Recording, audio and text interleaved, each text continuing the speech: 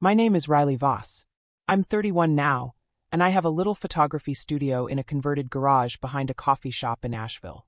The walls are white with splashes of color from prints I've hung up, mostly portraits of people who finally get to look at themselves the way they've always felt inside. There's a worn velvet couch for clients to sit on while I edit, a kettle that whistles too loud, and a black cat named Scout who thinks the tripod is his personal scratching post. I make enough to pay rent, buy film when I want it, and take my girlfriend Mara out for tacos on Fridays. It's not glamorous. It's mine. 7 years ago I was 23, standing on the steps of the community college auditorium in my cheap black gown and cap, holding a diploma that felt heavier than it should. The ceremony had ended 20 minutes earlier. People were hugging, taking photos, crying happy tears. I kept scanning the crowd for Mom's red cardigan or Dad's gray trucker hat. They'd promised. "We'll be there, honey. Front row. We're proud of you." I waited until the janitor started stacking chairs. Then I walked out alone, gown flapping in the wind like a flag nobody saluted. I called Mom. Voicemail. Dad. Voicemail. My brother Ethan texted back. "They left this morning. Said they needed a fresh start. Sorry, sis. No address. No explanation. Just sorry." I sat on the curb in my gown until it got dark. A campus security guard asked if I was okay. I lied and said yes. Then I walked the 3 miles home to the apartment I shared with 2 roommates. The place was quiet. My stuff was still there, clothes, books, camera, but everything felt borrowed now. 2 weeks later, a cousin posted pictures on Facebook. Mom and Dad smiling in front of a big new house in a gated community in Georgia. The caption read, "Happy new chapter for the Voss family. So grateful for this blessing." Comments from aunts and uncles. "Beautiful home. God is good." One aunt asked where I was. Mom replied, "Riley dropped out and ran off with some bad crowd. We pray for her every day." Dropped out. Ran off. Bad crowd. I hadn't dropped out. I'd graduated. Cum laude even.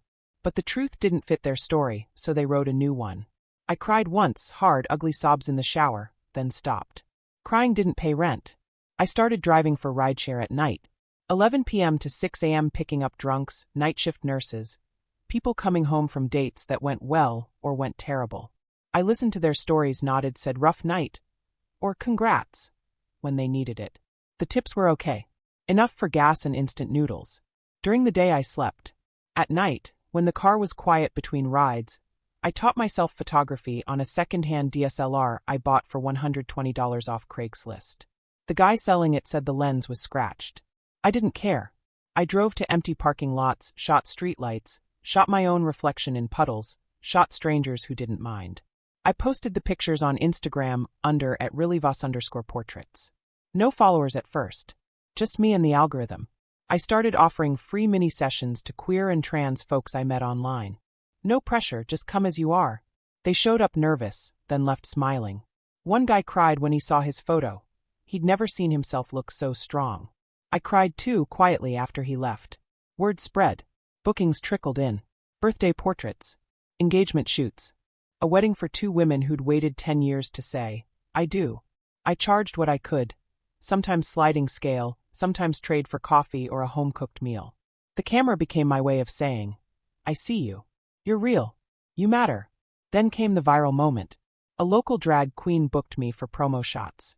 She posted one on her TikTok, me behind the camera, her in full face and sequins, laughing mid-pose. The caption, "This photographer gets it. No judgment, just magic. Book her now." It got shared by a singer with 3 million followers. Obsessed with these portraits. Representation matters. My inbox exploded. Strangers from all over messaged, "Can you shoot me when I visit Asheville? I've never had a photo where I look like me." Magazines reached out. A queer lifestyle site ran a feature. Voss, the photographer giving trans and queer people their first real portraits. I cried in the garage that night. Happy tears. Scout jumped on my lap like he knew. That's when they found me. First came Mom's email. Subject: "We saw your article. We're so proud." I opened it sitting on the garage floor, surrounded by prints drying on clotheslines. "Honey, we read about your success. You always had an eye for beauty. We made mistakes back then. Money was tight. We were scared for you. We thought tough love would help. We never meant to hurt you. Your dad's business is struggling. Real estate market crashed here. If you could help us with a small loan, it would mean everything. We'd love to see you. Maybe come to the lake house for your birthday? We miss you. Love, Mom. I stared at the screen until the words blurred. Dad emailed next. Saw the magazine spread. Impressive. We always encouraged your photography. Things are rough financially. A little investment in our new project would help us get back on track. We'll pay you back. Let's put the past behind us. Then my brother Ethan. Hey sis. Your photos are everywhere. Mom cries every time she sees them. Dad's not sleeping. They're losing the house. I've got a kid on the way. If you could help them out, even a little, it would change everything. We miss you. Miss me. I sat there until Scout headbutt my hand for pets. Then I opened a new email. Subject, no. Body, 1 sentence. I graduated. You weren't there. I built this without you. I'm keeping it that way. Sent. Blocked them all. I didn't go to the lake house. Didn't send money. Didn't answer when Mom posted a public prayer request on Facebook with an old photo of me in high school. Missing my talented daughter. Praying she comes home. Struggling financially. Any help appreciated. I muted it. Kept working. A year later I got a message from my niece, Ethan's daughter, now 6. She'd found my Instagram somehow. Aunt Riley? Mom says you take pretty pictures. Can you take one of me and my dog someday? I answered her directly. Hey sweet girl. I'd love that. When you're older and you want to come find me. No rush. I'll be here. No reply from Ethan or Mom. That's fine. Now the studio is busier than ever. I shoot weddings, family portraits, solo sessions for people celebrating new names, or new bodies, or new beginnings. I charge what's fair. I slide the scale when someone needs it. I still shoot in parking lots sometimes, just me, the camera, and the quiet. I don't hate them anymore. Hate takes energy I'd rather spend on lighting a shot just right, or laughing with Mara over burnt toast. I don't forgive them either. Forgiveness isn't owed to people who rewrite your story to make themselves the victims. I just chose different.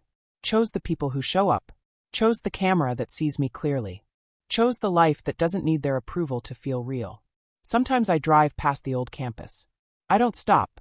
I just smile at the memory of that girl in the gown, waiting for parents who never came. She's okay now. She's more than okay. She's home.